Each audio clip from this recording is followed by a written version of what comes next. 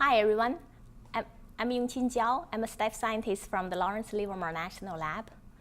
Together with our colleagues Suzanne, Roger Verney, and Tony Lazar, we recently participated in the Lab Corps program.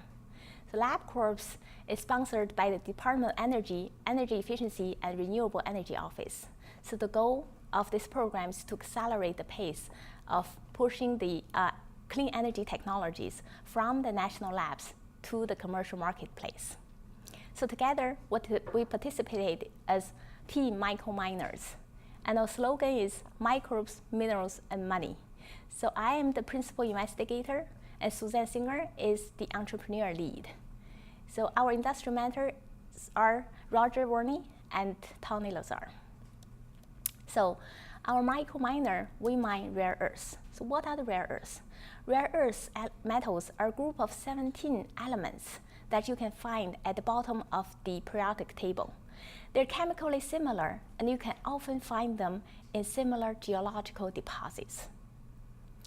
So rare earths are used in many clean technologies, such as wind turbine, LED light bulbs, and electric vehicles. For example, a Toyota Prius car has about 20 pounds of rare earths per vehicle. So rare earth is also critical for our national security. For example, it's being used in the precision-guided ammunitions. So what is the problem here? So the problem is that the rare earth globally is dominated by the production by China. So if we look at this graph on the right, it shows the global rare earth production as over time. So we can see that the dominance of rare earth production by China and the lack of rare earth production in the United States created huge vulnerability of the rare earth market in the US. One way to address this vulnerability is through development of cutting-edge technology to improve the rare earth extraction process. A group of concerned microbiologists at the Lawrence Livermore National Lab, including Dan Park, Mimi Yang, and with funding from the Critical Material Institute. So as a group, we recently developed a biotechnology that can help improve the rare earth extraction process. So our technology for rare earth extraction is based on bioengineering of microbes that can specifically extract rare earth metals from the waste materials. Let me briefly explain how our technology works. In step 1, through our bioengineering genetic engineering effort, we were able to engineer ligands on the cell surface, which represented here as rare earth binding proteins. So in step 2, when we expose those microbes into a solution that contains a mixture of mixed metals, including the rare earths. So the ligands that we engineered on the cell surface can act as go-getters and able to grab the rare earths from the solution and ignoring all the other metals. So in step 3, we were able to harvest the microbes with the rare earths absorbed on the cell surface and expose the microbes to another solution that can help recover the rare earths. And this not only recover the rare earths, but also enable recycling of the microbes, so that this absorption and recovery process can go on and on for many cycles without the need for biomass regeneration. So here I'll show you a couple of graphs how our engineered microbes works. Here showing you that for this experiment, we perform a simple absorption experiment. In this graph, we used terbium as a rare earth. So x-axis is the terbium concentration added in the solution, and y-axis showing you the amount of terbium that's absorbed on the cell surface.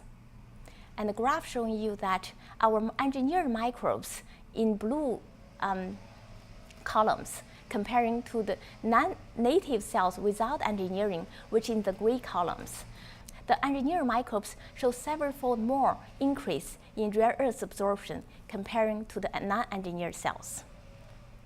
So besides testing the rare earth absorption with mock solution that we made in the laboratory, we also included tests with real-world samples. Example which is the sediment core samples that we collected from the rare earth resources, which is a prospective mine from the Bull Hill, Wyoming. So with these sediment core samples, here it's a simple table showing you that the rare earth content in the source material was about 37%. And after one round of extraction using our bioengineered microbes, we were able to increase the rare earth content from 37 to over 90%. So clearly, our technology has the promise for providing revenue and expanding domestic rare earth supply. There is a lot of work to be done in terms of scaling up and with regard to the application of this technology to the industrial setting. And for that, our value propositions is that we will add additional income from waste streams, and the definition of which will be explained later. And also, we help diversify the product offerings and address the vulnerability of the US rare earth market.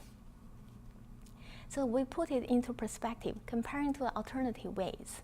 So the traditional rare earth extraction, which is primarily based on hydrometallurgy, which requires the rare earth content in the source material to be over 10%, and requires about 50 liters of solvent per ton of ore processed.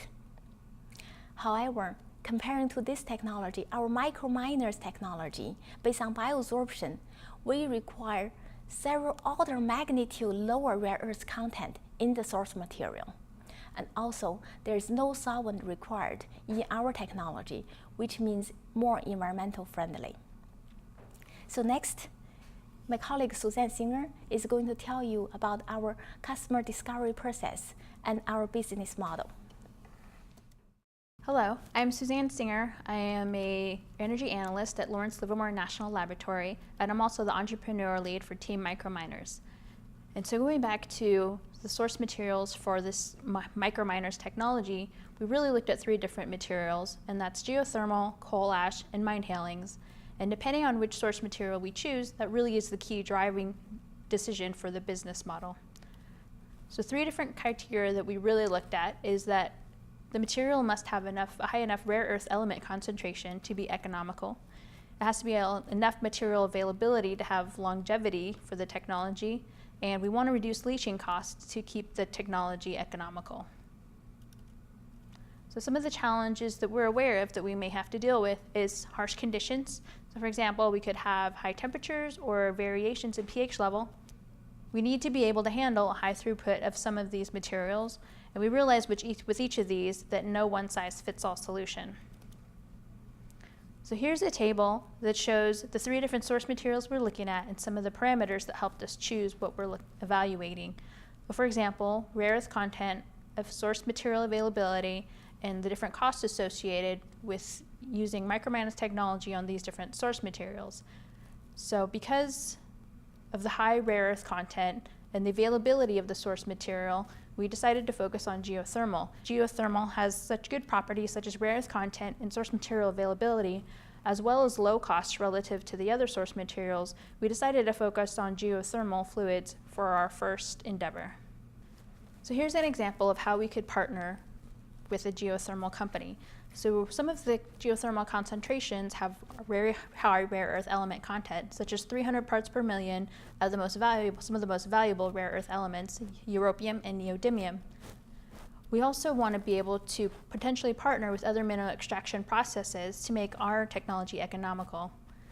We're going to provide a diverse product offering that'll provide added income to our partners, and we want to have an easy waste disposal option. So here on the right, you can see a diagram of how we would potentially partner with the company. So we have Microminers, rare earth extraction. We could license the technology to a mineral extraction company. We would also partner with a geothermal company, and in the end, the rare earth elements could be sold to a rare earth toll separation facility. We want to offer the first cost-effective technology for rare earth extraction from low-grade waste materials. So if we assume a total rare earth oxide production of about 500,000 kilograms per year, we could get an operational cost of about $13.5 million per year that provides us an income with about $16.5 million per year. And given a capital cost of $50 million, that gives us a break-even time of about 3 to 4 years. So some of the next steps we want to focus on are technology co-development with potential industrial partners. So one of the benefits of going through the LabCorp process, it has allowed us to create research collaborations with different companies and organizations. For example, some of the source materials that we have potentially access to now are from mining and geothermal sources. So the benefit of getting those materials is that we can evaluate what's the rare earth element content, or validate what the elements look like, and how well those source materials work with the microminers technology. And some of the things that are next steps is to be able to improve the methods for extracting the rare earth elements on a commercial scale. So some of the things we need to look at are what's the best way to encapsulate some of these microbes to be able to optimize how much rare earth elements we're able to capture while we still maintain the structural integrity of the rare earth element or bioreactor that we have to work with. Other options are that we could couple with things like electrochemistry to be able to pre-concentrate the materials, the rare earth element materials, before we apply them to the microminers technology. Further steps out is that we are looking for technology co-development partners. So the benefit of having these partners is that they have site access. We want to be able to seamlessly integrate this technology into their existing processes, and they could provide in-kind support. And we are also thinking about other opportunities to be able to apply microminers technology in addition to geothermal source materials. So we're also keeping our eyes open and looking for opportunities and identifying synergy with different companies that are out there. So in summary, we're offering the first cost-effective technology for rare earth extraction from low-grade waste materials, and we are looking to deliver a minimum viable product at a pilot scale in 2 to 3 years. So thank you. If you want more information, please contact the Industrial Partnerships Office at Lawrence Livermore National Laboratory at the email address shown below. Thank you.